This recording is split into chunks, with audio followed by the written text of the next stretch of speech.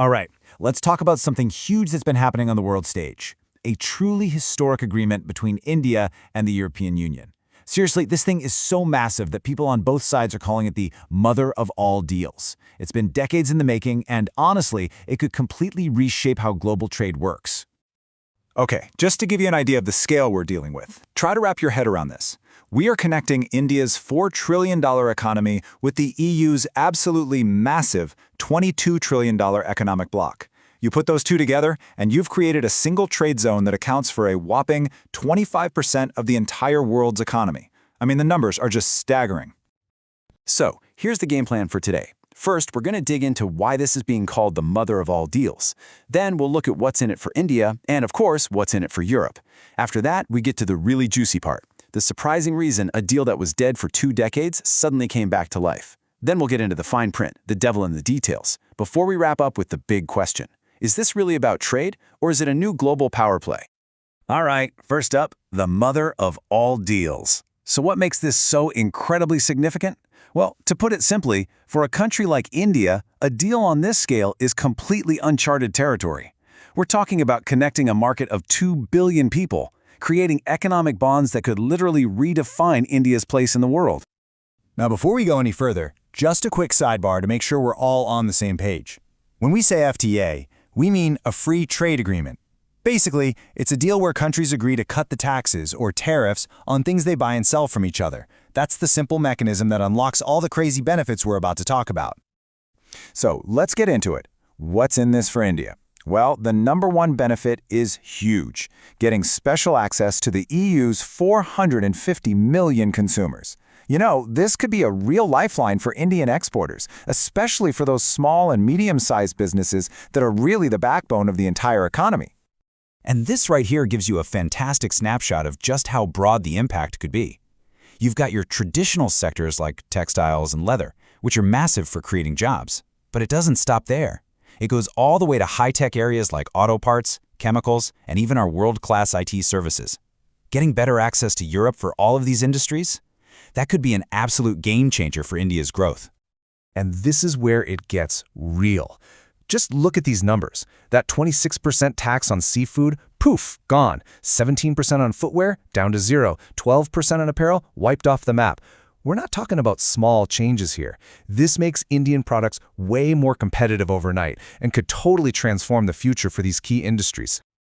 But hey, a deal this big is never a one-way street. It has to be a win-win. So let's flip the coin and see what the 27 countries of the European Union are getting out of this. For them, it's all about one thing, getting a golden ticket into one of the biggest and fastest-growing markets on the entire planet. And the access India's offering here is, well, it's truly unprecedented. More than 96% of everything the EU sells, from cars and wine to super advanced machinery and medical gear, will now get into India with little or no tax. India has never, ever offered this level of access to anyone else. The EU thinks this alone could save their companies over 4 billion euros a year. And here is the one that's grabbing all the headlines. I mean, look at that drop in taxes on European cars. It goes from a mind-boggling 110% all the way down to 40% and eventually just 10%.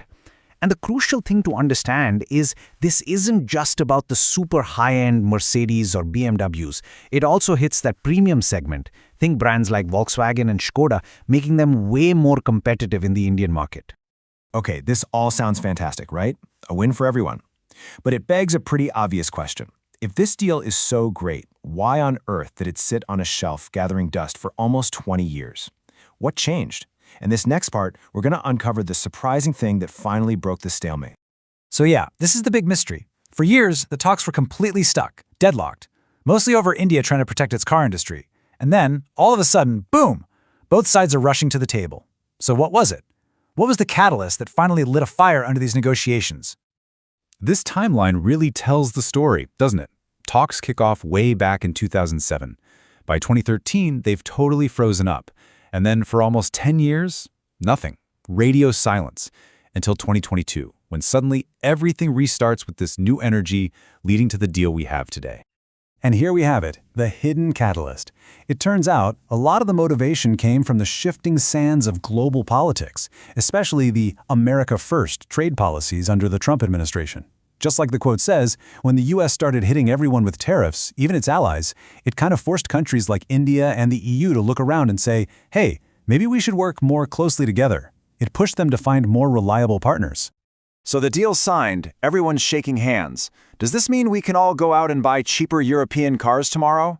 Well, the short answer is a big, fat no. The signing ceremony was just the starting line. Now comes the real marathon. It's the question on everybody's mind, isn't it? If the deal is done, when do we, the regular people, actually get to see the benefits? This is where we really have to separate the exciting headlines from the slow, grinding reality of how these huge international deals actually work.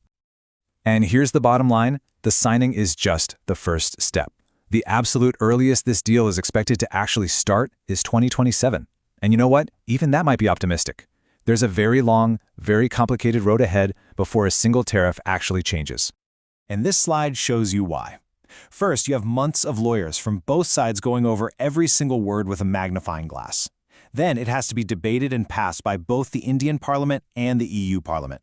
But here's the biggest hurdle of all. It then has to be approved individually by all 27 member states of the EU. And just as a warning, a similar EU deal with South America got all the way to this stage and then failed because France voted no. So it's not a done deal yet. And there's another potential catch buried in the details. On one side of the coin, you have zero tariffs on Indian steel and aluminum. Fantastic, right? But on the other side, the EU is bringing in a new carbon border tax. Basically, it's a tax on imports from places with looser climate rules. For stuff like steel, this could add a whole new 10 to 15% cost, which might just cancel out the benefit from the trade deal. It's like one hand is giving and the other might be taken away. And all of this, the long delays, the sudden urgency, the hidden catches, it all leads us to our final and maybe most important point. When you step back and look at the big picture, it seems like this deal might be about way more than just money and trade. This slide just nails it. This deal is really two things at once. On the surface, it's an economic deal to create jobs and growth. That's the immediate goal. But if you look deeper, you can see a geopolitical alliance starting to form. This is a powerful message to both Washington and Beijing that other major powers are teaming up, building a partnership based on shared democratic values. And so that's the big question we're left with. Is this just a trade deal, or are we witnessing the birth of a genuine third pole in global politics? A new powerhouse, a partnership of the world's largest democracies ready to offer an alternative to the US-China rivalry and help shape the 21st century. That is the long-term vision, and it's something we are all going to be watching very, very closely.